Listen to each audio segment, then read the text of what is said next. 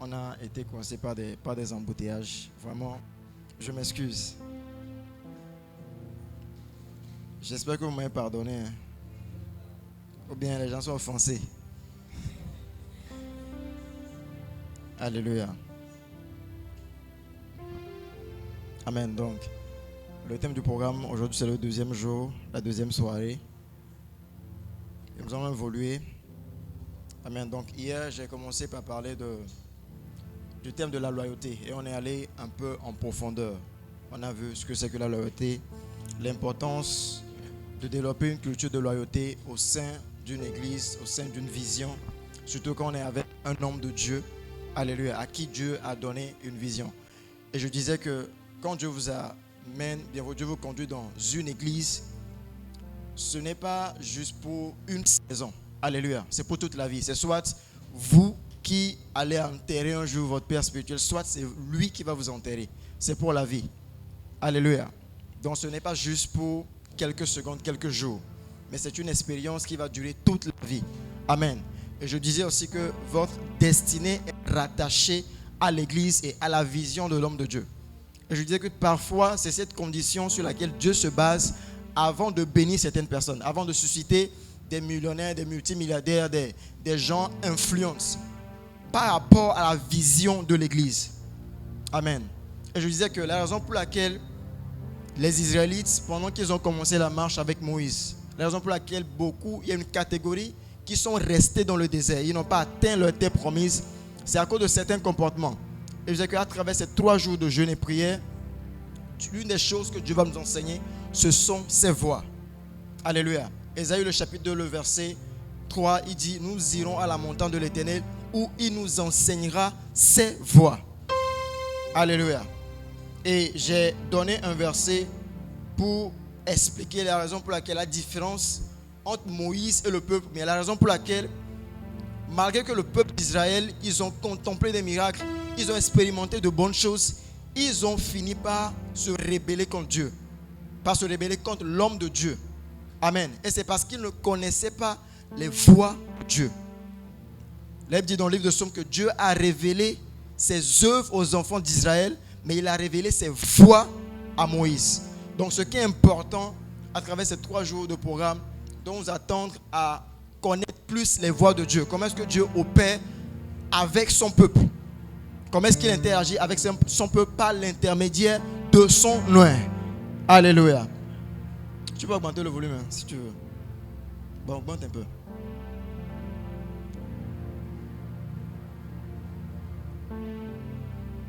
Alléluia. Maintenant, une des choses que nous allons voir ce soir, c'est aussi une des tactiques que le diable, l'ennemi, utilise pour attaquer l'église. Alléluia. Alors, quand vous étudiez un peu la vie de Jésus-Christ, vous allez voir que le diable est passé par plusieurs moyens, a utilisé plusieurs moyens pour l'attaquer. Alléluia. Il est passé par des tentations. Dans Luc, le chapitre 4, par exemple, on dit que lorsque l'esprit l'a mené dans le désert, il s'est fait tenter par le diable. Amen. Le diable encore a essayé de le décevoir en lui faisant des propositions. Il a même tenté de le tuer. Amen. Dans un passage, la Bible dit qu'ils l'ont traîné sur une montagne et ils ont essayé de le précipiter. Donc le diable aussi, pour attaquer la vision, l'homme de Dieu, l'église, va essayer d'envoyer la mort. Amen. À une autre occasion, c'était un tourbillon qu'il a envoyé lorsqu'ils étaient sur le lac. Quand ils se rendaient à Gadara pour aller délivrer le fou de Gadara, il a envoyé une tourbillon pour essayer de renverser la barque, pour le tuer. Mais une autre tactique que le diable utilise, ce sont les accusations. Les accusations. Et ce soir, nous allons parler des accusations. Pourquoi les accusations? Les différents moyens que je viens de citer, quand il les utilise, vous pouvez peut-être les prendre à la légère. Mais quand il utilise l'accusation, là c'est l'étape finale. C'est comme quand il y avait lors de la Deuxième Guerre mondiale, je ne sais pas si c'est lors de la Deuxième Guerre mondiale, quand les États-Unis sont entrés dans la guerre, ils ont relâché l'arme nucléaire. Et ça a mis fin au combat. Donc le diable aussi, son arme nucléaire, ce sont les accusations. Vous allez voir que ce qui a mis fin au ministère de Jésus, c'est avec Jésus qu'il a donné sa vie. Okay? Personne ne lui ôte sa vie, mais c'est lui-même qui a donné sa vie. Mais l'arme à travers laquelle le diable a réussi sa mission, si on peut le dire comme ça, c'était à travers l'accusation. L'arme ultime de l'accusation. Pas des pharisiens. Et ce sont des pasteurs qui l'ont accusé. Jésus a été éliminé, si on peut le dire dans ce sens-là, par des pasteurs. Hier, je parlais de la vision de Rick Joyner, qui disait que dans sa vision, lorsque vous lisez l'ultime assaut dans le premier chapitre, la première page même, il disait que dans sa vision, il a vu des démons qui étaient sur des chrétiens. Des démons qui étaient sur des chrétiens, qui étaient contrôlés par des chrétiens. Donc l'accusation dont je ne parle pas des accusations qui sont sur les réseaux sociaux proférées par des païens. Je parle des accusations qui ont pour source les membres de l'église, les gens qui sont au sein de l'église. Une chose que vous devez avoir toujours en tête, le diable va chercher à détruire l'église depuis son sein, depuis l'intérieur. Pas depuis l'extérieur. Alléluia. Depuis l'intérieur. C'est comme un cancer qui prend naissance dans l'intérieur d'un corps humain. Alléluia. Amen. Est-ce que quelqu'un me suit? Est-ce que vous êtes avec moi? Apocalypse 12, le verset 10 à 11. Apocalypse 12, le verset 10 à 11.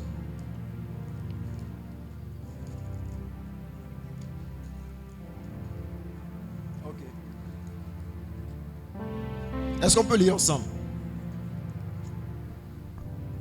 Un instant. Verset 10 à 11. À 3, on y va. 1, 2.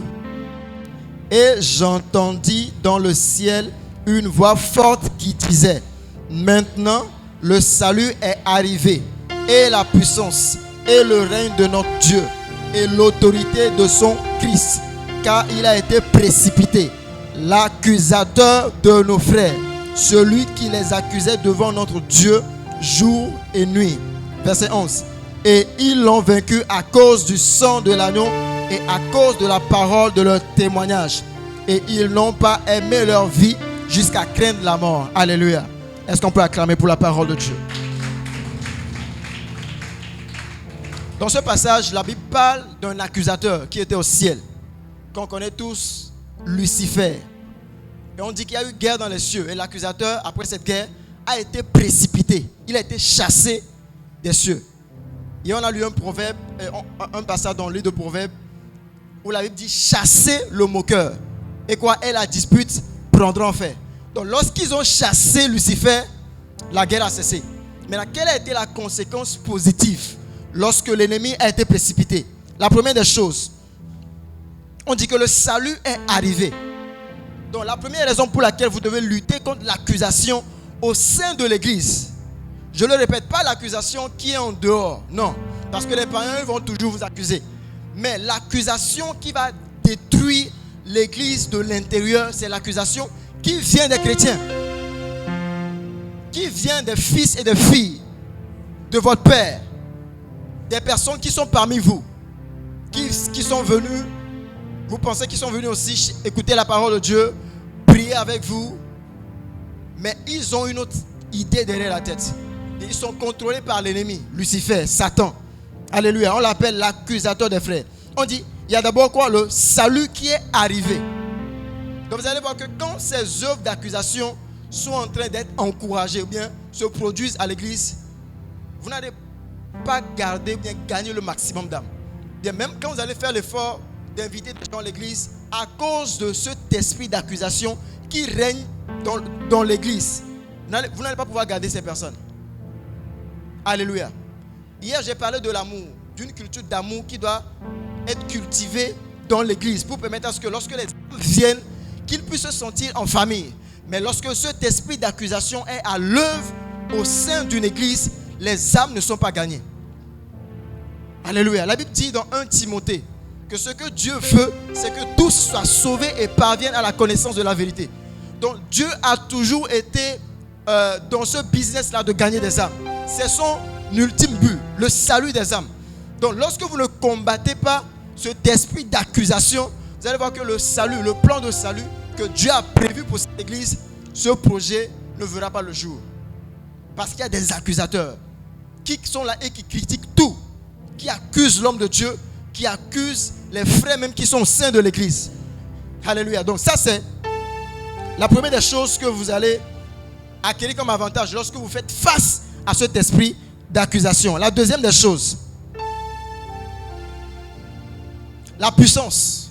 L'une des choses qui empêche l'homme de Dieu de dégager en puissance. Parfois ce n'est pas que l'homme de Dieu n'est pas un, mais c'est le peuple qui est en face de cet homme de Dieu là, qui sont des accusateurs, qui empêchent l'onction d'opérer. Rappelez-vous que Jésus n'a pas pu opérer des miracles dans sa ville natale. Pourquoi? Parce que les gens l'accusaient. À cause de la familiarité. Les gens n'arrivaient pas à voir ce don qu'il représentait. Ce vase d'honneur qu'il représentait. Donc lorsque les accusations sont dans l'église, sont encouragées dans l'église, la puissance de Dieu ne se manifeste pas. Cela limite l'onction. Cela limite l'onction. Cela empêche Dieu de faire ce qu'il veut faire. Donc c'est l'une des raisons pour lesquelles aussi vous devez combattre l'accusation. Alléluia. Troisième point, le règne de notre Dieu. Jésus dans la prière de notre Père, il a dit: notre Père qui est de ceux, que ton nom soit sanctifié, que ton règne vienne. Dieu veut étendre son règne sur la terre à travers ses oints, à travers son église, à travers les chrétiens que vous êtes.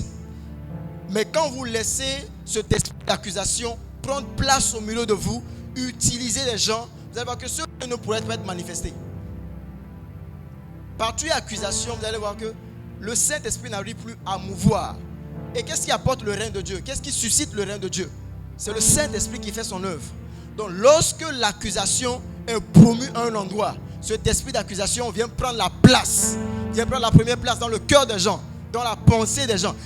Vous n'êtes pas obligé de prononcer des paroles avant qu'on sache que vous êtes un accusateur.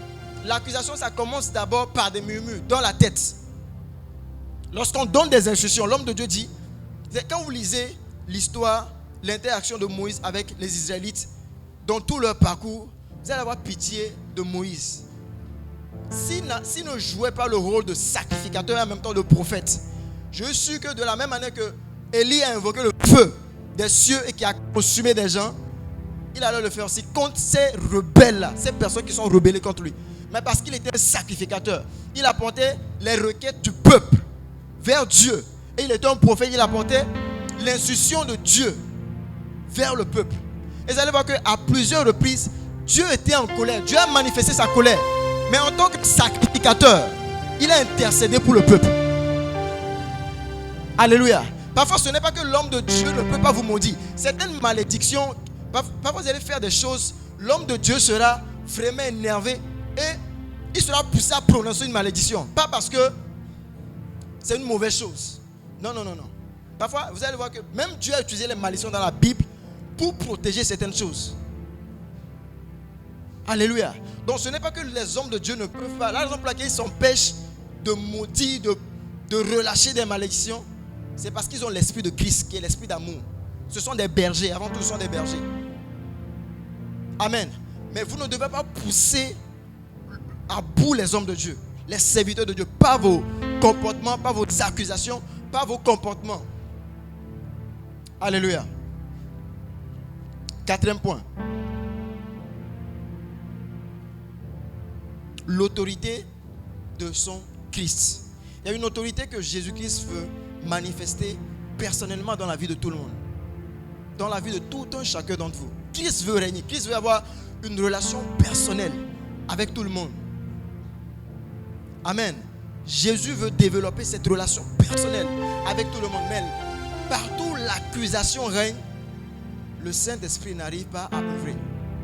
Donc prends sur toi cette responsabilité de lutter contre l'accusation au sein de l'église. Donc quand vous commencez par remarquer des personnes qui se donnent à l'accusation, accusent l'homme de Dieu, accusent les chantres, toute forme d'accusation. Quand vous voyez quelqu'un qui est en train d'accuser ses frères et sœurs, c'est Satan en action. Ce n'est pas l'esprit, mais c'est Satan. Parce qu'un autre nom de Satan, c'est l'accusateur des frères. Des frères. Il y a une chose que je vais vous rappeler ici dans ce verset. Dans le verset 11, la Bible dit: ils l'ont vaincu à cause du sang de l'agneau et à cause de la parole de leur témoignage. Et ils n'ont pas aimé leur vie jusqu'à craindre la mort. Ce passage parle de l'église. Pourquoi? Il dit, ils l'ont vaincu à cause du sang de l'agneau. Qui parle du sang de l'agneau parle de salut. Et ce passage ne parle pas des anges. Beaucoup lisent ce passage, ils pensent que ce sont des anges. On est en train de parler des anges ici. On ne parle pas des anges, on parle de l'église. Parce que les anges n'ont pas cette capacité d'utiliser le sang de Jésus. Jésus n'est pas mort pour eux. Jésus est mort pour l'église. Donc c'est nous qui pouvons utiliser le sang de Jésus. Amen. Et dit, à cause de la parole de leur témoignage, ils n'ont pas aimé leur vie jusqu'à craindre la mort. Les anges ne meurent pas. Donc ici on parle de l'église qui a le rôle prophétique de combattre l'accusateur des frères. Ce n'est pas aux anges de venir jouer ce rôle. C'est votre responsabilité. C'est la responsabilité de l'église. N'attendez pas que Dieu descende des cieux pour venir combattre ses accusateurs. Non. Quand il y a eu guerre dans les cieux, les anges ont combattu. Mais ici, nous sommes sur la terre. Donc c'est votre responsabilité de faire régner la présence de Dieu. De faire régner l'autorité de Dieu. Donc quand ce genre de... Vous commencez par remarquer, par constater des personnes qui sont utilisées par le diable dans ce sens-là, c'est votre responsabilité de vous lever. Et en défendant la vision, en défendant l'homme de Dieu, vous êtes en train de défendre Dieu. Et Dieu va se rappeler de vous. Il y a certaines promotions que vous recevez à cause du rôle que vous jouez dans l'armée de Dieu. Je suis sûr que Jésus avait vu peut-être avant même que Pierre avait cette prédisposition-là à le protéger. C'est la raison pour laquelle il a dit, tu es Pierre, c'est Pierre, je bâtirai mon église. Et c'est Pierre qui a sorti le couteau. Lorsque Judas est venu avec les soldats pour l'arrêter, c'est Pierre qui a sorti le couteau. Donc tu veux que Jésus compte sur toi pour bâtir son église? Je vous pose une question. Est-ce que tu veux que Jésus compte sur toi pour que son œuvre avance? Donc joue le rôle de protecteur de la vision. Divine Encounter Church, c'est une vision. Ce n'est pas juste une église, c'est une vision, c'est une très grande vision. Et si vous n'apprenez pas à protéger la vision dès maintenant, vous allez laisser le diable semer l'ivraie. Et l'ivraie là va grandir. C'est vous qui avez la responsabilité aujourd'hui d'inculquer ces valeurs aux nouveaux convertis qui vont venir. Vous avez cette responsabilité. Alléluia. Donc si vous ne vous imbibez pas de cette culture de loyauté, de combattre l'accusateur, vous allez voir que les autres, quand ils vont venir, ils seront habitués au système qui est créé. Quand on prend une dénomination comme Lighthouse, l'église de l'évêque d'Arc, quand tu viens, on n'a pas besoin de t'enseigner certaines choses. Déjà, quand tu observes la façon dont les gens se comportent, tu vas te mouler dans cette moule-là. Parce qu'il y a déjà un système solide qui est bien établi. Et je pense que c'est ce que votre Père fait l'effort de vous inculquer. Il fait l'effort d'établir ce système en ce lieu. Et pour soutenir sa vision, vous devez aussi vous imbiber de cette culture, de ce caractère-là, de loyauté. Vous devez décider. La loyauté, c'est une décision. Qui parle de fidélité, parle d'amour. Et l'amour, la fidélité, ce sont des décisions. Tu décides d'être avec ton Père.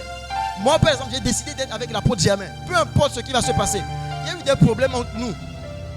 Entre mon père spirituel et moi. On a eu des différends. Mais c'est une décision. J'ai décidé d'être avec lui. Soit il m'enterre, soit je l'enterre. C'est pour la vie. Et c'est le critère que Dieu voit pour te bénir. Alléluia. Le maître disait dans la parabole qu'on a cité, il dit, tu as été fidèle dans peu de choses, alors je vais te confier beaucoup. Pour recevoir beaucoup, Dieu va te faire passer par un processus pour voir s'il peut compter sur toi. Si tu ne peux pas entretenir, bien être fidèle aux petites responsabilités qu'on te confie actuellement, est-ce que tu penses que Dieu sera capable de te confier toute une église? Est-ce que tu penses que Dieu sera capable de te confier toute une entreprise? Et je pense que ce système, nous devons même pas seulement l'appliquer à l'église, mais aussi dans nos États. L'une des raisons pour lesquelles beaucoup ne font plus confiance, mais ne font pas confiance à notre président, c'est parce qu'il subit beaucoup d'accusations. Beaucoup d'accusations. Entre parenthèses, certaines sont vraies, mais Vous allez voir que dans d'autres pays, quand on prend un pays comme le Singapour, ils ont établi un système de, je ne sais pas s'il faut qualifier ça de dictature, mais la presse, vous allez voir que dans les pays, souvent c'est la presse qui a le rôle là, qui joue souvent le rôle là, d'accuser la presse et l'opposition, qui ont le rôle là d'accuser le gouvernement. Peu importe ce que le gouvernement fait, ils vont toujours l'accuser, ils vont toujours trouver des erreurs. Donc il y a des gens dans l'église aussi, peu importe ce qui sera fait, peu importe les efforts de l'homme de Dieu, ils vont toujours trouver des failles. Quand vous prenez un pays comme le Singapour, ils ont établi un système où quand tu es un journaliste, tu oses critiquer tout ce qui est en train d'être fait, on va te fesser. Je parle de fesser, on te fesse. Là-bas, une des peines, ce sont des fessées. Avant même de parler de la prison. Et tu seras surpris que les gens peuvent plus des fessées que de la prison. Alléluia. Et c'est un pays qui a expérimenté un changement drastique. Parce qu'ils ont instauré la démocratie. Je vais vous dire la vérité. La démocratie, c'est un système de gouvernance qui n'est pas bon, surtout pour nous les Africains. Je vais vous dire la vérité. Quand vous donnez, c'est la raison pour laquelle à l'église, il n'y a pas la démocratie à l'église. C'est la théocratie. Un système de gouvernance géré par Dieu. Dieu lui seul. La vision qu'il donne à son serviteur, tout le monde est derrière cette vision. Point. Il n'y a pas quelqu'un qui va dire, homme de Dieu, je pense que ça là. Non, c'est vrai, on accepte les propositions. Mais dire qu'on est obligé de se plier à ce que toi tu dis, tu n'es pas le visionnaire. Donc si tu as une autre vision différente de la vision du prophète Daniel, va créer ta propre église et tu instaures ta vision là-bas. Mais tant que tu es dans cette vision, tu te plies derrière la vision de Dieu qu'il a confiée à son serviteur. Si tu aimais cette parole, tu vas l'acclamer.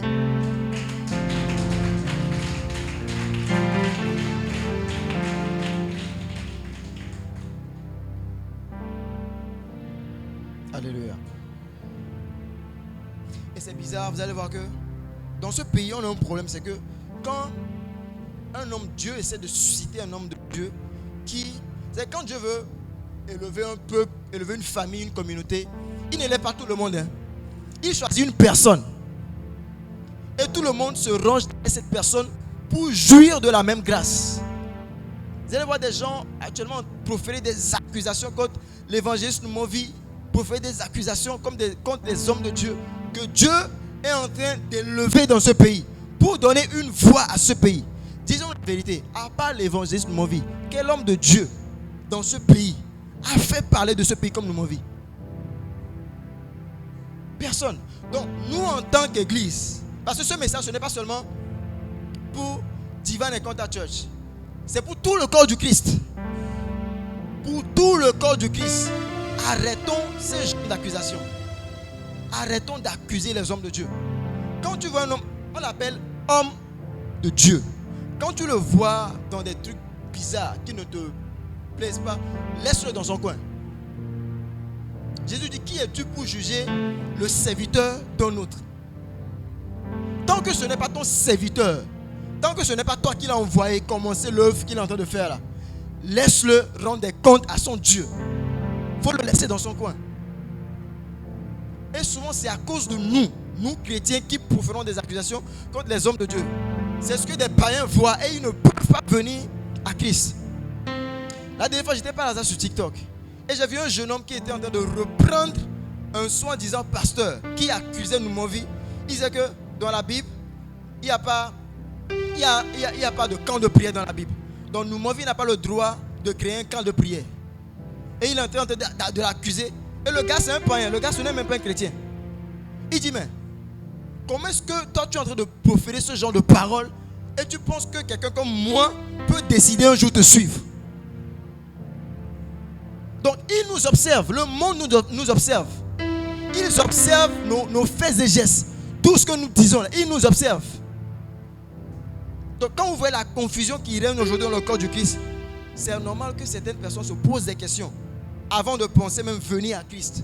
Ils se posent des questions. C'est Bouddha, non? Bouddha dit quelque chose, il dit qu'il aime beaucoup Jésus-Christ. Il aime beaucoup notre leader, Jésus-Christ. Mais il n'aime pas nous chrétiens, il ne nous aime pas. Parce que nous ne reflétons pas la nature de Christ. on ne reflète pas le caractère de Christ. Et quand vous observez le ministère de Jésus, Jésus n'a pas proféré des accusations contre les pharisiens. Je ne sais pas si vous l'avez remarqué. Il n'a pas proféré des accusations contre les pharisiens, des gens qui l'accusaient. Il s'est juste contenté de jouer son rôle, qui est de venir sauver l'humanité. Le reste, ça ne le concernait pas. Alléluia. Il y a une personne qui est à côté de toi, occupe-toi de tes affaires. Bon, occupe-toi de tes affaires. Il y a des gens, quand on fait les offrandes là même, pourquoi est-ce qu'ils amènent ça dans la chambre là-bas? Qu'est-ce qu'ils font avec l'offrande là? Qu'est-ce qu'ils font avec l'offrande là? Mais pourquoi est-ce que j'ai remarqué que le prophète Daniel, souvent il reçoit les filles juste là-bas, mais quand c'est les hommes là, il les reçoit ici. Vous savez, moi je dis tout haut ce que les gens pensent tout bas. Je dis tout haut ce que les gens pensent tout bas. Et ça va vous étonner que les gens ont ce genre de pensée dans leur tête. Mais ils ne vont jamais vous dire ça. Pourquoi est-ce que depuis là même il n'est pas marié? Oh, il y a plusieurs jeunes filles ici, non? Il ne peut pas nous choisir, il ne nous voit pas.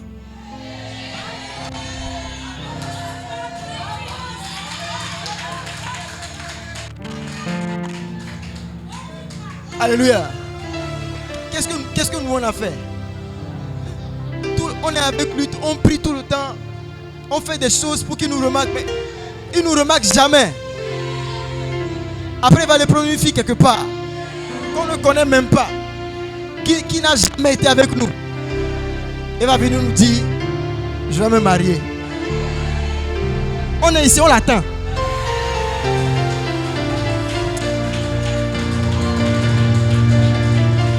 C'est ce que les gens pensent. C'est ce que les gens pensent. C'est ce que les gens pensent. Mais quelqu'un est en train d'être délivré à travers ce message. C'est ce que j'aime avec les enseignements du Bishop Dag. La Bible dit dans Jacques, le chapitre 1, le verset 23. La Bible compare la parole de Dieu à un miroir. Où ceux qui écoutent la parole, quand ils écoutent la parole, ils voient leur état naturel. Mais ceux qui décident de ne pas marcher selon la parole, ils oublient aussitôt leur état qu'ils ont vu. Donc, quand ce genre d'enseignement sort, tu te vois dans le message. Dis à quelqu'un, tu es dans le message. Tu es dans le message. Tu es dans le message. Tu te vois dans le message. Et tu sais que, actuellement là, non. Les gens sont dans le message. Et je pense que durant ces 3 jours de programme, c'est la meilleure délivrance que je vais vous accorder. C'est la meilleure délivrance. Mais des gens, je disais dans les hommes d'une soeur hier, souvent quand on prie à l'église, elle quitte derrière, elle crie, genre comme si elle était l'esprit descendu sur elle quoi. Elle crie et elle vient se prosterner devant l'autel. Et souvent l'apôtre a l'habitude de le dire, quand tu finis, tu te lèves là. Il faut aller servir l'Éternel. Il faut aller servir Jésus. Mais cette même dame, il y a juste une histoire qui s'est passée. Elle a commencé par accuser mon père spirituel. Donc parfois ce n'est pas le fait de tomber à l'église qui est la délivrance. Décide d'être fidèle. Décide d'être fidèle. Décide de ne pas accuser. À quoi ça sert de tout le temps venir expérimenter des délivrances? Et l'homme de Dieu, il fait des efforts. Oh, il fait des efforts. Est-ce que j'ai menti? Il fait des efforts dans ce sens. C'est la délivrance, lui aussi, c'est sa spécialité, ça. Alléluia. Certains d'entre nous, ce n'est pas vraiment ça. C'est la parole. Alléluia. Mais lui aussi, c'est sa spécialité. Amen. Mais ça servira à quoi? Qu'il vienne se déployer, s'épuiser. Pour toi, tu finis, tu te lèves, rempli du Saint-Esprit, et tu vas parler de lui. En mal, bien sûr. Ça servira à quoi? Qui trompe qui? Tu trompes qui? Alléluia. Tu peux tromper tes frères et sœurs dans l'église ici, mais tu ne peux pas tromper Dieu. Décidons de combattre les accusations. Prenons cette ferme décision de combattre les accusateurs. dit l'accusateur des frères a été précipité. Il y a eu le salut, la puissance, le règne de Dieu qu'ils ont expérimenté.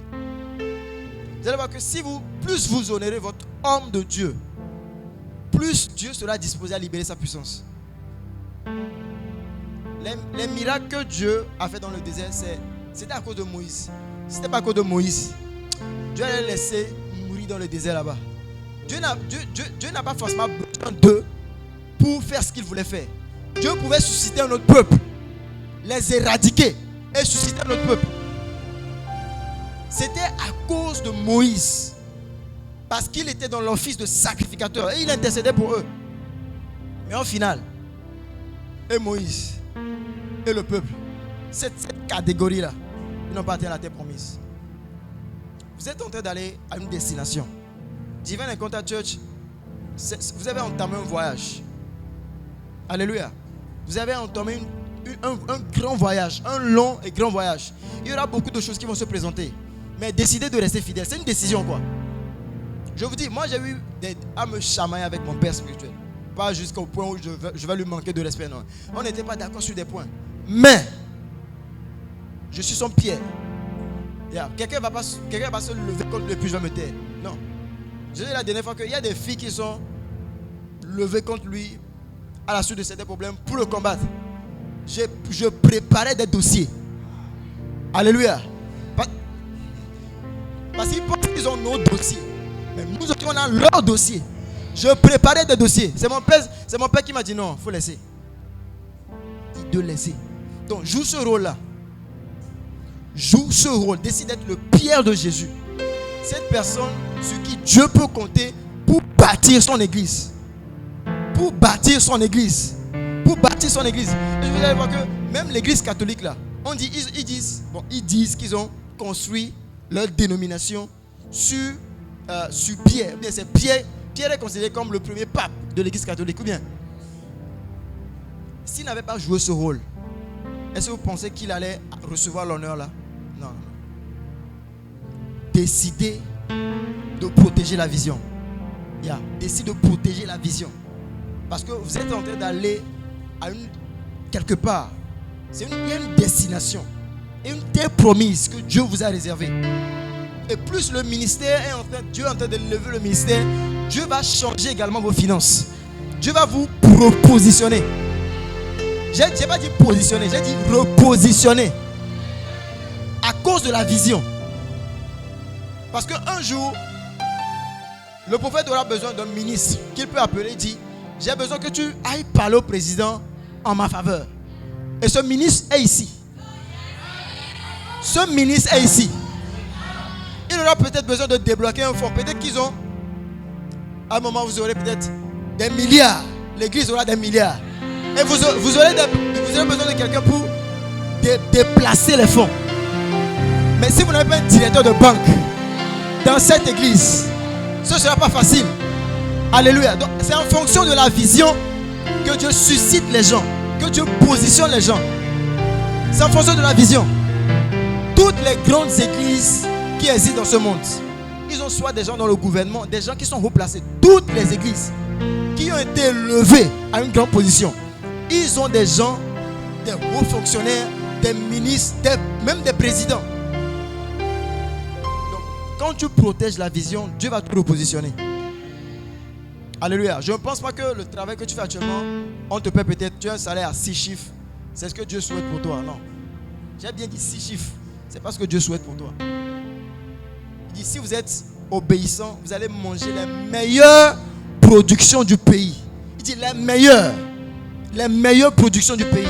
Donc en étant obéissant, tu vas goûter à ces meilleures productions. Tu vas goûter à ces meilleures productions dans le nom de Jésus. Est-ce qu'on peut acclamer pour le Seigneur?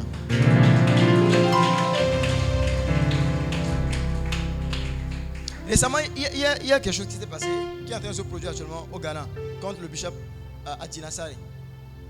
Il était en train de prêcher et il a parlé d'une ville qu'on appelle Nogokpo, comme étant le siège qui abrite les grands démons du Ghana. Et les gars se sont énervés. Et actuellement, la presse, même des hommes de Dieu, des personnes influentes sont en train de l'accuser, dit tout et n'importe quoi. Mais moi, le Nogokpo, là, c'est quand j'étais en terminale, j'entendais les échos de Nogokpo. Hein. Quand j'étais en terminale, des années que j'entendais parler de Nogokpo. De toute façon, ils étaient réputés en matière de vaudou, d'idolâtrie et tout ça. Là. Et vous allez voir que les chrétiens même sont en train de l'accuser. Des chrétiens, bien des gens qui sont dans son église. Parce que le Nogokpo, c'est une communauté élevée. Donc, la plupart de ceux qui sont en train de l'accuser actuellement sont des évêques. Et vous allez voir que dans son église, la communauté des évêques, ils ne seront pas contents par rapport à ce propos. Certains ne sont pas contents, mais ils ne vont pas l'afficher. L'église, hein, ce n'est pas un regroupement d'ethnies. Alléluia. Ce n'est pas affaire de... Il y a un groupe des Kabiers, il y a un groupe des Losso, il y a un groupe des évêques. Non, on est tous enfants de Dieu. Peu importe ton ethnie, on s'en fout de ton ethnie. On s'en fout de ton ethnie. On s'en fout de ton ethnie. Tu es Kabie, puis quoi? Et vous allez voir que dans certaines églises, peut-être ça fait partie de leur politique. Ils créent des groupements, le groupe des Kabies. Et vous allez voir que ces choses dont nous sommes en train de parler depuis hier là, sont en train de se produire dans ces groupes. C'est ce qui constitue même la chute de certaines églises. La chute de certaines églises. Bien, vous êtes à l'église, vous êtes en train de discuter entre vous, 5 personnes, 4 personnes, et dès que quelqu'un arrive, il change la langue. Yeah. Ils traduisent leur discussion en une autre langue. Mais qu'est-ce que vous étiez en train de dire? Que lui qui vient d'arriver là, il ne peut pas entendre. Ici, ce n'est pas la maison de Dieu. Quand je parle à vous, tu entendez, non? Quand je parle, tout le monde entend, non? Mais pourquoi est-ce que quand vous parlez entre vous, un étranger vient là, vous changez de langue? Pourquoi? Pourquoi? Même la Bible là, a été traduite en français. Même la Bible là, qui est originellement écrite en araméen, dans leur langue là, ça a été traduit en français pour que tout le monde écoute la parole de Dieu. Mais quand vous parlez, puis quelqu'un vient, vous ne voulez pas que la personne entende ce que vous êtes en train de dire là. Vous parlez de quoi? Vous parlez de quoi? Ce sont des signes. Dis à quelqu'un, c'est un signe. C'est un signe.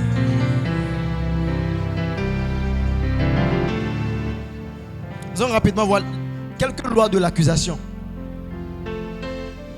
Les lois de l'accusation. Première loi. Vos relations seront polluées par les accusations. Vos relations seront polluées par les accusations. Donc quand l'accusation vient, c'est pour vous déconnecter des bonnes personnes qui vous aidaient. Des bonnes personnes qui vous soutenaient. Ces personnes que Dieu a positionnées. Donc Satan, pour te séparer de la provision, va envoyer des accusations dans l'oreille de la personne. Parfois c'est des proverbes. Tu ne sauras jamais que le crabe parle si tu ne t'approches pas de la rivière. Pour dire que lui il écoute des choses que toi tu n'écoutes pas. Donc fais attention. Fais attention à l'homme de Dieu. C'est un proverbe juste pour créer le doute, pour semer la confusion. Avec toutes ces écritures-là, tu utilises encore les proverbes pourquoi?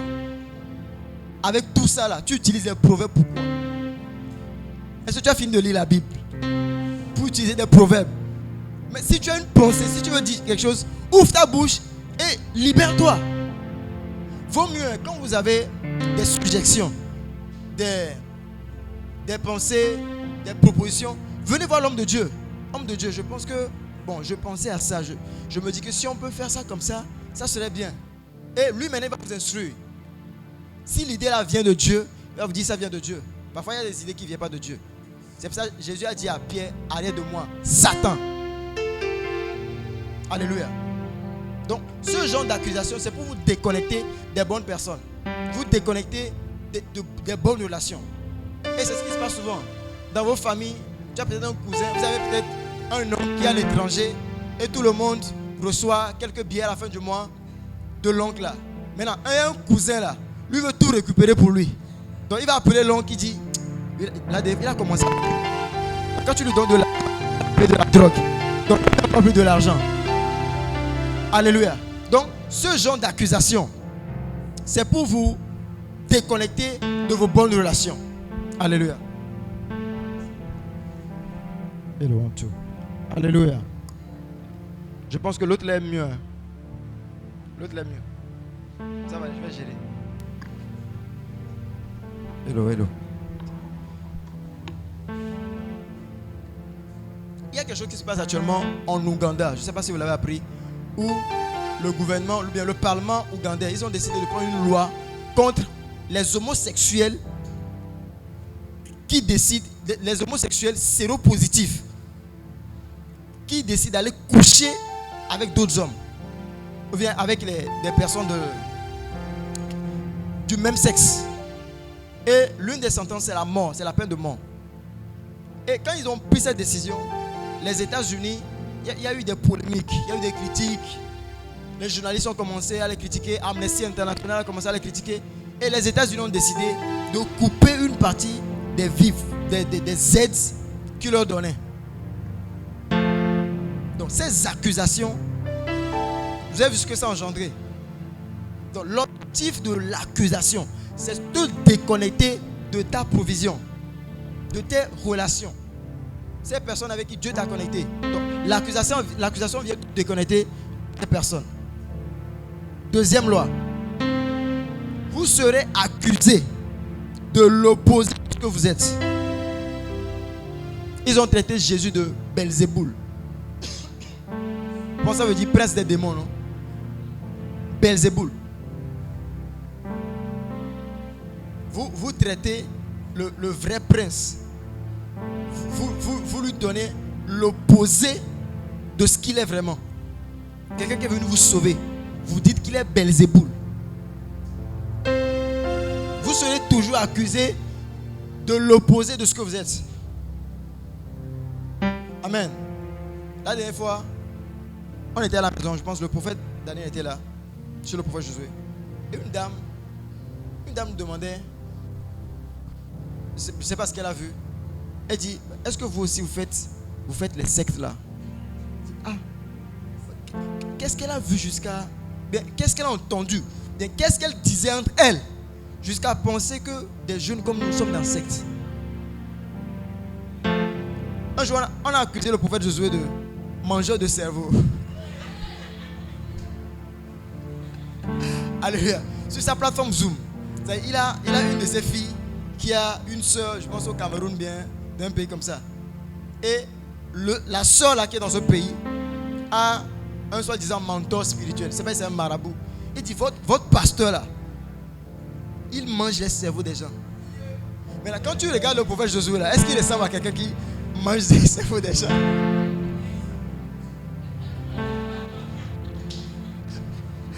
Alléluia. Est-ce qu'il ressemble à quelqu'un qui mange vous savez, des fois quand vous avez fréquenté un peu, quand vous écoutez certaines accusations, vous n'allez même pas considérer ça. Comment quelqu'un peut manger le cerveau des gens? Comment? Il mange ça en esprit ou bien. Mais la personne réfléchit, la personne a cette chance. Mais si on mangeait ton cerveau, tu allais devenir fou. Qu'il est un mangeur de cerveau. Si vous êtes dans le ministère, vous allez écouter différentes sortes d'accusations, différentes sortes d'insultes. C'est comme je disais hier. Parfois vous allez vous demander, mais c'est comme si c'est l'apôtre qui dit, des fois il entend des choses sur lui. Il se dit, mais est-ce que quelqu'un vient prendre son corps pour aller faire des bêtises et revenir? Non, des fois vous allez entendre des choses sur vous, des choses sur ce ministère. Il y a des choses même que les gens sont en train de dire actuellement. Peut-être vous n'avez pas encore entendu ça. Sur ce ministère. Mais vous allez vous demander, qu'est-ce qu'on a fait? Qu'est-ce qu'on a fait? L'œuvre qui a commencé ici, comme ça, là, les gens encore ont leurs yeux dedans. Mais c'est le diable. Il est dans ce business-là depuis des milliers d'années. Et il continue. Il ne va pas s'arrêter. Et il sait qu'il n'a plus beaucoup d'heures. Il n'a plus beaucoup de temps. Ils ont dit à Moïse, il dit, n'y a-t-il pas des sépulcres en Égypte sans qu'il fût besoin de nous mener mourir au désert? Quelqu'un qui vous a sauvé. Maintenant, au lieu de l'image, au lieu de voir l'image d'un sauveur en cette personne, vous voyez l'image d'un tueur. L'image d'un tueur. Parfois, je ne sais pas si vous avez remarqué ça, prophète. Des gens que vous aidez, finalement, ces personnes finissent par penser que vous êtes leur problème. Vous êtes la source de leur problème. Vous êtes en train d'aider des personnes. Vous priez pour eux. Vous les soutenez même financièrement. Mais ces personnes finissent par croire que vous êtes la source de leurs problèmes. Mais si je suis la source de tes problèmes-là, il faut partir. Pourquoi m'accuser? Pourquoi être avec moi et m'accuser? Pourquoi être avec moi et m'accuser? Si je suis la source de tes problèmes, mais éloigne-toi de moi. Pourquoi tu es le but? Tu veux toujours m'accuser chez moi. C'est un signe que Satan veut détruire la personne, quoi. C'est la dernière arme que Lucifer a utilisée contre Jésus. Que le diable a utilisé contre Jésus. Les accusations. Et il est arrivé. Bon, il pensait qu'en tuant Jésus, il accomplissait son plan. Mais c'était pour la gloire de Dieu. Je prie dans le nom de Jésus que toute forme d'accusation qui sera proférée contre cette église, que ces accusations amènent cette église dans sa gloire. Dans le nom de Jésus. Il pensait qu'il était en train de lui faire du mal, sans savoir qu'il le menait dans sa gloire. Et il y a eu d'autres cas où les Israélites ont traité Moïse de tueur. Quelqu'un qui est venu pour vous sauver, vous le traitez de tueur.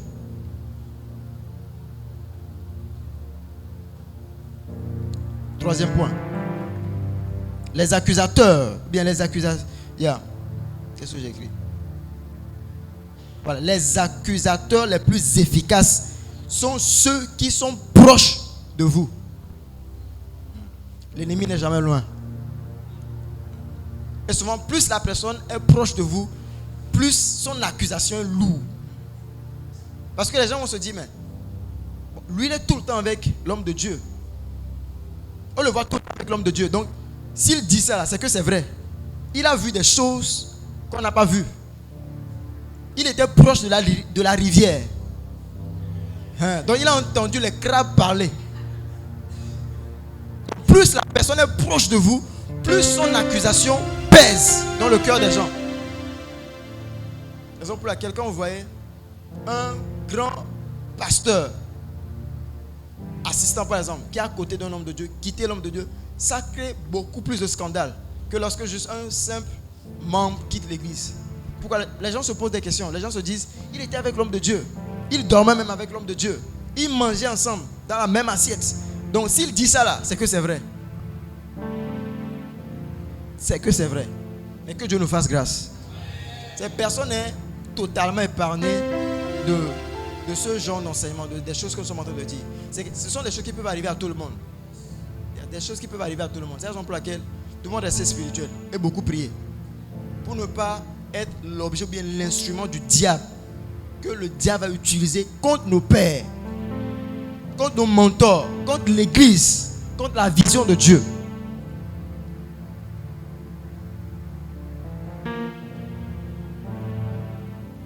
Psaume 41, le verset 9. Il dit, celui-là même avec qui j'étais en paix. Vous êtes en paix avec des gens ici, mais eux, ils ne sont pas en paix avec vous, dans leur cœur. Avec qui j'étais en paix, qui avait ma confiance et qui mangeait mon pain. Qui mangeait mon pain.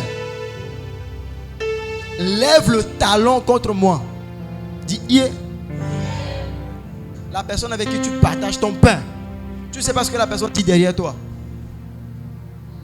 Ne soyons pas hypocrites. Quand tu as quelque chose dans le cœur, va vers la personne et dis, voilà ce que je pense de toi.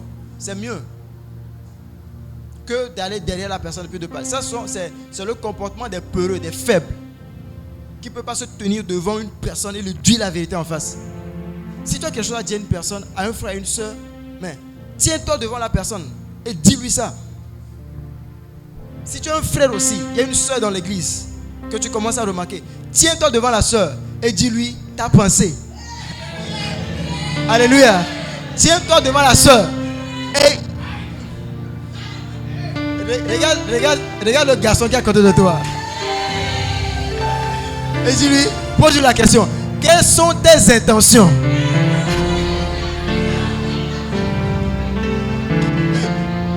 Non, pose-lui encore la question.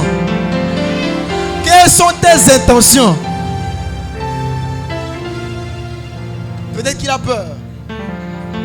Et il est de cette catégorie de personnes qui n'aiment pas trop parler. Alléluia. Et tu es délivré, tu es délivré. Mais parfois c'est vice versa. C'est vice versa. C'est pas seulement dans un seul sens. C'est vice versa. Alléluia. Oh, acclame pour la parole de Dieu.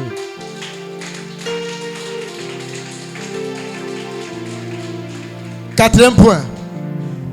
Les accusations ne cesseront pas jusqu'à ce que tu ne réagisses en mal. Ils ont poussé Moïse à bout. Ils ont accusé Moïse de tout et de n'importe quoi. Le gars finit par se comporter mal. Au lieu de parler au rocher, il a pris le bâton et il a frappé le rocher. Et Dieu dit, tu ne m'as pas sanctifié devant mon peuple. Dieu dit, tu ne m'as pas sanctifié devant mon peuple. Parce que ce que je t'ai demandé de faire, c'est de parler au rocher. Mais à cause de la colère que tu as emmagasinée. Et quand vous étudiez la vie de Moïse, on le classe parmi les mélancoliques. Vous allez voir que les mélancoliques, ils gardent des choses en eux. Mais ils ne parlent pas, ils emmagasinent ça. Et un jour, ils explosent. C'est aussi leur côté mauvais. Ce sont des mélancoliques. C'est un mélancolique. Donc, il a emmagasiné la colère. Il a emmagasiné cette colère. Donc, Dieu lui a dit, parle au rocher. Il prend le bâton, il frappe le rocher. Et à cause de ça, il n'est pas allé à la terre promise. Tu as des choses dans le cœur. Ouvre ta bouche et libère-toi. Libère-toi. Tu as quelqu'un, libère-toi. Si tu as des choses dans le cœur, libère-toi. Donc ces accusations vont vous pousser à vous comporter exactement. Et le but même de l'accusation, c'est vous pousser à vous comporter comme l'accusation est annoncée. Je prends un exemple. Je ne suis pas comme Marie, hein, mais j'ai eu à remarquer des choses. Vous allez voir que quand une femme pasteur, bien la femme d'un pasteur, accuse tout le temps son homme d'adultère, bien il accuse d'aller vers les autres filles, le pasteur, avec le temps, si ça continue, il sera tenté. Parce qu'avec la pression, avec tout ce qu'il subit comme pression à l'église venant des âmes, les factures par ici, les problèmes des fidèles par là, quand à un moment, quand c'est chaud à la maison, il va penser à d'autres alternatives. Et l'accusation qui dit tu cours les filles, il va commencer à penser à ces filles-là. Et il ira. Donc ce n'est pas tous les hommes de Dieu qu'il faut juste ouvrir la bouche et puis accuser. Parfois derrière ces hommes de Dieu-là, il faut penser à leurs femmes. Il faut penser à leurs femmes avant de les accuser. Je ne suis pas en train de dire ça pour soutenir, pour dire que c'est une bonne chose. Non, ce n'est pas une bonne chose. Mais parfois ces accusations proférées par ce genre de personnes poussent les personnes accusées à se comporter exactement comme ça. Donc faites attention aux accusations. Faites attention aux accusations. Et beaucoup plus aux accusateurs. Quand vous voyez un accusateur en train de passer, dites ça, c'est Satan qui passe. C'est Satan qui passe. Et ce n'est pas une mauvaise chose de traiter une personne de Satan. Si Jésus même a traité un de ses disciples de Satan, à plus forte raison nous. À plus forte raison nous.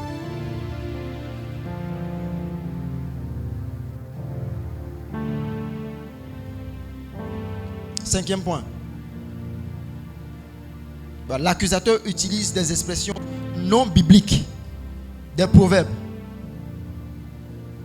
Le crabe. La voix du crabe. Tu ne sauras jamais.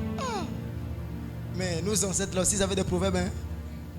Tu ne sauras jamais que le crabe parle si tu ne t'approches pas de la rivière. C'est fort. C'est fort. Donc au lieu d'utiliser la Bible, parce que ce qu'ils font, ils savent que Dieu n'est pas d'accord avec ça. Donc ils vont utiliser des expressions, des proverbes, des trucs bizarres pour soutenir leur affirmation. Mais ils savent que s'ils utilisent la parole de Dieu, si la personne avec qui ils sont en train de discuter aussi connaît la parole, la personne aussi va répondre avec la parole. C'est comme le jeu entre Satan et Jésus dans le désert. Parole contre parole. Mais ils n'utilisent pas la parole de Dieu. Souvent ce sont des proverbes, juste des paroles, des arguments. 6e point. Tous tes associés. C'est fort. Il y a quelqu'un, tous tes associés. Tous tes associés seront aussi accusés. Yeah. Tes associés aussi seront accusés. Tes associés, les gens avec qui tu traînes, les gens avec qui tu travailles, les gens avec qui on te voit, ils seront aussi accusés. Ces personnes aussi seront accusées. Ils ont vu Pierre. Ils lui ont dit, mais n'est-ce pas toi qui étais avec Jésus? Pierre a dit non. Elle dit non, je n'étais pas avec lui. Alors, mais toi, dans ce cas, tu n'es pas comme Pierre. Yeah. Tu vas prendre tes responsabilités. Tu vas dire, je suis avec le prophète. Yeah. Je suis de Divine Contact Church. Peu importe ce qui va se passer, je suis de cette église. Tu ne seras pas lâche comme Pierre dans ce cas. Non. Tu vas dire, oui, je suis avec lui. Et c'est faux. Ces accusations sont fausses. Et tu vas défendre l'homme de Dieu. Tu vas défendre la vision. Tu vas défendre l'église.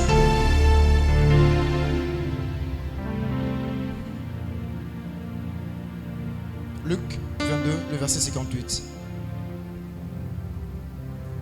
Peu après, un autre, l'ayant vu, dit, tu es aussi de ces gens-là. Et Pierre dit, homme, je n'en suis pas. Et il y a des gens comme ça aussi, qui vont vous abandonner. C'est quand il y a des problèmes qui surviennent à l'église, vous allez voir ceux qui sont vraiment avec vous. Ceux qui sont vraiment avec vous, ceux qui sont là, qui peuvent prendre le même fardeau que vous. Peu importe ce qui va se passer, on peut traiter ton père spirituel de tout et de n'importe quoi, mais décide d'être avec lui. Décide d'être avec lui. Décide d'être avec lui. Aujourd'hui, quand on voit les fils, certains fils de type Joshua, que type Joshua a relâché, ils sont en train de, après sa mort, sa femme les a libérés dans le ministère. Ils sont en train de faire des choses extraordinaires. Mais il fut un temps où quand type Joshua était traité de n'importe quoi, ils sont restés avec type Joshua. Ils sont restés. Donc actuellement, ils sont en train de manger les fruits de ce sacrifice. Les fruits de l'engagement là. Donc engage-toi dans cette église. Dis-toi que peu importe ce qui va se passer, je suis avec l'homme de Dieu. Je suis avec l'homme de Dieu. Je suis avec l'homme de Bible. Rien ne peut nous séparer. La Bible dit, qu'est-ce qui nous séparera, nous, de Christ? Est-ce les tribulations? Est-ce les problèmes? Est-ce que ce sont les accusations qui vont te séparer du prophète? Est-ce que ce sont les accusations qui vont te séparer, qui vont t'enlever de cette église? Certains, ils décident de quitter, mais ils attendent un problème avant de quitter. Ils cherchent un moyen.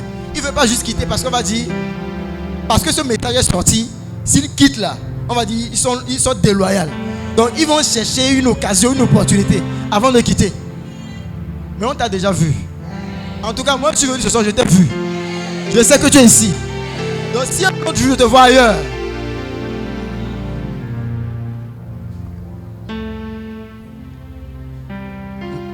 rapidement pour terminer, 3 façons de traiter avec cet esprit d'accusation. Comment traiter avec cet esprit d'accusation? Le premier moyen qu'il faut utiliser, c'est la prière. Parce que la Bible dit, nous n'avons pas lutté contre chair et sang, mais contre les principautés, les dominations, les princes de ce monde dans les lieux célestes. Donc derrière un accusateur se cache un esprit. Rappelez-vous de la vision de Rick Joyner. Il a dit qu'il a vu des démons qui contrôlaient ces chrétiens. Qui contrôlaient ces chrétiens. Parfois, cela ne vient pas d'eux. Parce qu'il y a un Dieu de ce siècle. Dans 2 Corinthiens 4, le verset 3 à 4, il dit, qui voilent le cœur de certaines personnes, qui voilent le visage de certaines personnes, pour ne pas qu'ils remarquent la gloire qui est dans l'évangile. Donc parfois c'est l'œuvre de cet esprit, du Dieu de ce siècle-là, qui pousse ces personnes à accuser. Vous savez, Moïse en ce temps, ils n'avaient pas encore le Saint-Esprit en eux. Ils ne pouvaient pas chasser les démons. Sinon, ils pouvaient utiliser l'autorité là, chasser ces démons de murmures, d'accusations. C'est Jésus qui a introduit ce ministère, qui est de chasser les démons, prier pour les malades. Mais aujourd'hui, nous avons le Saint-Esprit. Nous avons la puissance du Saint-Esprit. Il dit, je vous ai donné le pouvoir de marcher sur les serpents et les scorpions, d'écraser toute la puissance de l'ennemi et rien ne vous fera du mal. Donc quand vous êtes en face de l'accusateur, quand il parle même, dit, esprit d'accusation, sors. Quand il parle là, quand il est en train d'accuser, dit, esprit d'accusation, sors. Tu seras stupide que l'esprit va manifester. Comme il va foncer la mine. Ouais, c'est l'esprit qui est en train de manifester. C'est pas lui-même, hein. Non, c'est pas lui-même. C'est l'esprit qui est en train de manifester. Donc la prière, des nuits de prière. Parfois, au lieu de juste prier pour certaines choses, pour d'autres choses, prier contre l'esprit d'accusation. Nous lions l'esprit d'accusation. C'est un esprit qu'il faut lier et chasser. Alléluia. Deuxième moyen de lutter contre cet esprit, c'est la confrontation ouverte.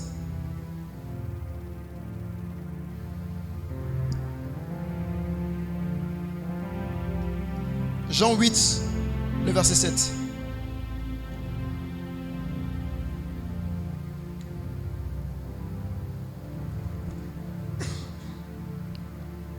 Jean 8, le verset 7.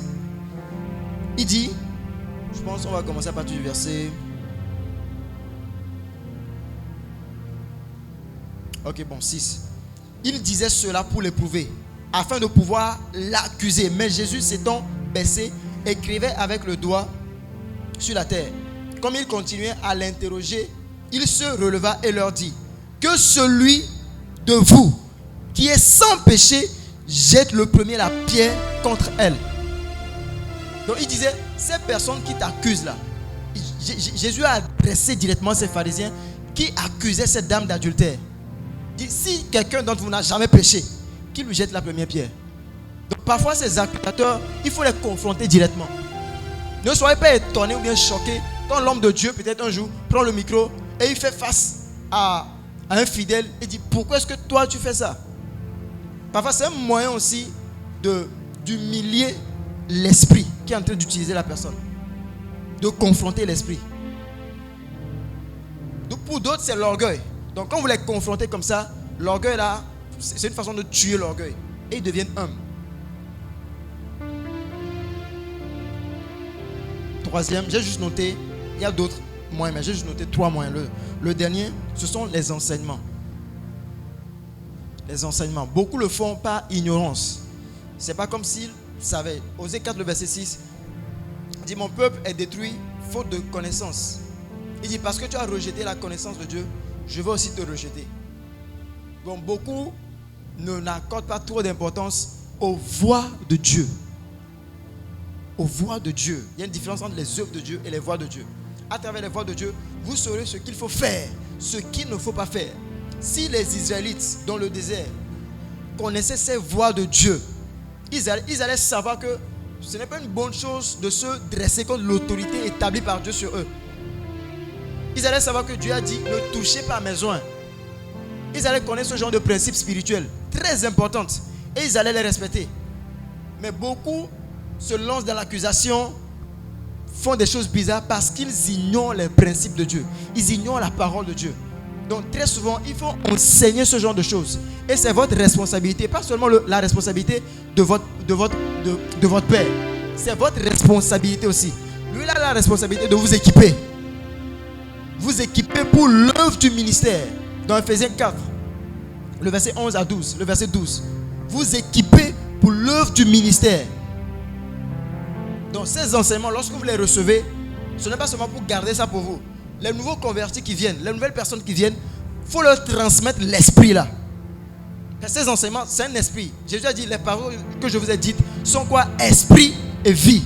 Donc quand vous leur enseignez ces choses, vous leur inculquez l'esprit de loyauté, l'esprit de fidélité, l'esprit contre les accusations. Alléluia. Est-ce qu'on peut se tenir debout? Élève ta voix, commence à parler en langue. Ribaragados ketere debro, shabarakata. Mantadadabos ketere debro. Iparagado zatadadabradabo, shabradakata. Ibradagado zeketere debro.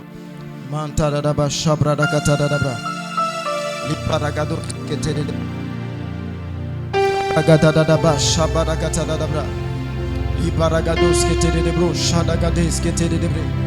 Radaba shabada kata da bradaba manta da bo shebre de ketere de bro raparagada da bo shebre de bro da ba shabada kata raparagada da ba manta da ba le praragados ketere de bro li paragada da ba zata da bro le cobra da gados ketere de bro rata da ba shabrada kata da bra rata da ba. Élève ta voix, prie. Prie en langue, Rabazanta Dadaba, Reto Zagados Ketelebro, Raparagada Dadabadabadaba, Rata Dadabadabadakata Dadabra, Lebra Ragada Dadaba, Manta Dadabadakata Dadaba, Lebra Ragado Zeketedebre, Lebra Zazu Zakata, Leko Brando Robo Zekete, Manta Dadabadakata, Manta Dabarakata, Leparagado Zeketedebro, Rata Dadabadakata Dadaba. Rabo zekete, le brosando bradagada, le kozata dadaba, mantana dadaba, rata dadaba, shabranakata, rabazakata dadabra. Dans le nom de Jésus, tu vas dire Seigneur, si nous élevons nos voix et que nous prions, toute œuvre provenant de l'esprit d'accusation, qu'il soit consumé par le feu du Saint-Esprit. Élève ta voix et prie. Reba Zakato, les Azakatarabra, Ratadabadakatarabra, Rakadagadagada, Ratadabo, Zeketelebro, les Brandadabadakata, les Braragadabaya, Zezekete, Likobra Ragado, Sandadabaya, les Katadaba, les Katadaba, les Katadaba. Le katanaba, rabazakatanaba, mazazezekete, le bradagada, mazezekete le rebro, le kozantanaba, ratanaba. Seigneur, que les œuvres d'accusation contre cette église, contre ton serviteur, soient rasées par le feu, par le feu, par le feu, par le feu, par le feu. Rebazakatanaba, mazaragado zekete le rebro. Yemanda Dagata, Rekozekete de Debro, Ratadabadaba, dans le nom de Jésus. La Bible dit il a effacé les ordonnances dont les actes nous condamnaient. Il les a cloués à la croix. Dis mon Père, pendant que je prie, que toutes les accusations, que toutes les condamnations proférées par l'ennemi contre mon Père, contre cette église, contre la vision de Dieu dans cette église, que ces accusations, ces condamnations soient effacées par le sang de Jésus. Élève ta voix et prie. Radadagadadaba, Mazazo Zekete, Le Cobra Nagado, Reparagadaya, Mantele de Bro, Rekadagata, Yaza Zekete, Imandoro de Bro. Iparagada,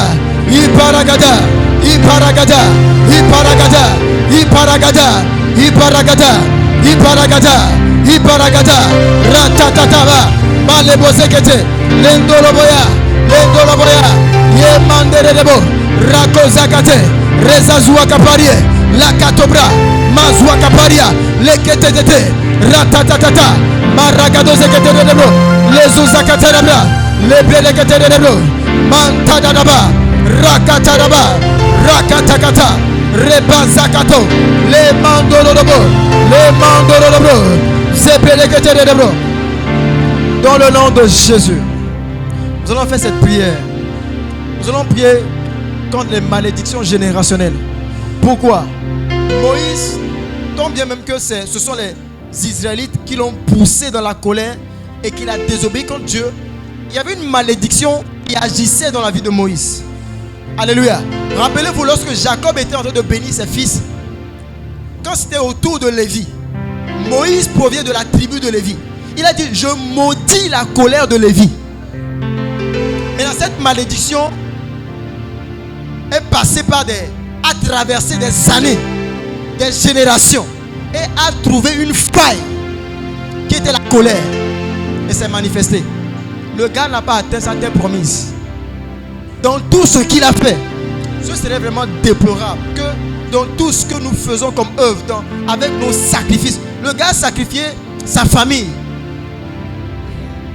les trésors qu'il avait en Égypte, la position qu'il occupait, il a sacrifié tout ça, et pour au final ne pas arriver et atteindre la terre promise.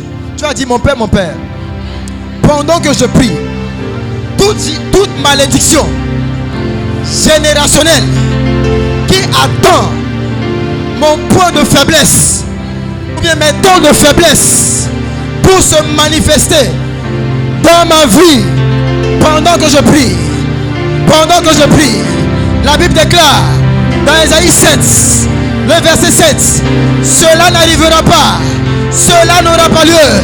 Élève ta voix et prie. Ratadanabaragado, Lebraragado, Maregete de Deblé, Yezakatarabaya, Regatarabo, Ratatakata. Père, nous annulons les malédictions générationnelles qui attendent nos temps de faiblesse pour se manifester, qui attendent nos temps de faiblesse pour se révéler. Nous les annulons.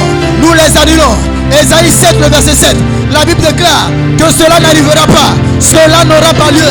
Nous déclarons que ces malédictions ne se réaliseront pas dans nos vies.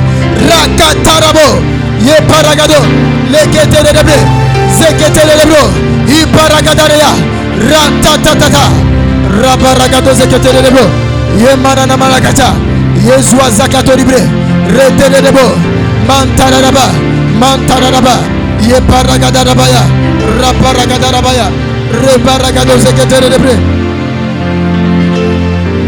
Rapazakatarabra, Mantarabro Zekete de Debro. Dans le nom de Jésus, nous allons faire cette dernière prière. Steve Joshua un jour a partagé une de ses requêtes de prière qu'il a l'habitude de prier tout le temps. Il a dit, il prie souvent, il dit, Seigneur, prends plus de moi et donne-moi moins de toi. Prends plus de moi. Des fois, c'est notre caractère. Nous avons des comportements qui nous poussent à déshonorer l'homme de Dieu, à aller contre la vision de l'homme de Dieu. Tu vas dire, Seigneur, prends plus de moi et donne-moi moins de toi. Donne-moi moins de toi. Seigneur, prends plus de moi. Élève ta voix et prie. Lève tes mains en signe d'abandon. Dis, Seigneur, prends plus de moi. Prends plus de ce mauvais caractère que j'ai. Prends plus de mes caractères et donne-moi ton caractère. Seigneur, je veux manifester les fruits de ton esprit. Je veux marcher dans l'amour. Je veux marcher dans la fidélité. Je veux marcher dans la loyauté. Rabba Santa Daraba. Les Braragado Zeketelebo. Rabba Zakatori Anderebo. Rabba Ragadadaba. Reparagado Zeketelebo. Imandoro Robo. Zatadabadabadaba. Mantaraba Yakata. Ragado Debre. Leko Zakatadabadabadaba. Mantadabadabadabadaba. Rakatadabra. Rabba Ragado Zeketelebo. Leko Zandadabra. Mantadabro Sheketelebo. Reparagadadabra. Zatadabadabadabadaba. Reparagadadabra. Mantadabadabadaba. Dans le nom de Jésus. Seigneur, équipe ton peuple pour cette grande vision que tu leur as confiée. Soutiens ton serviteur. Soutiens le père de cette vision. Soutiens le père de cette maison. Seigneur, équipe-le. Renouvelle ses forces. La Bible déclare que ceux qui espèrent en l'Éternel renouvellent leurs forces. Seigneur, renouvelle les forces de ton serviteur et renouvelle les forces de ton peuple que tu es en train de conduire à cette destination, à leur terre promise. Je prie dans le nom de Jésus que les barrières posées par l'ennemi dans votre destinée, que ces barrières soient ôtées. Nous ôtons les barrières. Nous ôtons les blocages. Que les limitations soient brisées dans le nom de Jésus. David a fait une prière. Il dit, Seigneur, donne-moi un esprit de bonne volonté. Je prie que cette prière soit ta portion. Que cette prière soit ton partage. Que mon Dieu te donne un esprit de bonne volonté. Un esprit d'humilité. Que l'Éternel permette à ce que tu puisses manifester l'esprit de Christ. La Bible dit, il s'est humilié jusqu'à la croix. Il a été obéissant jusqu'à la mort.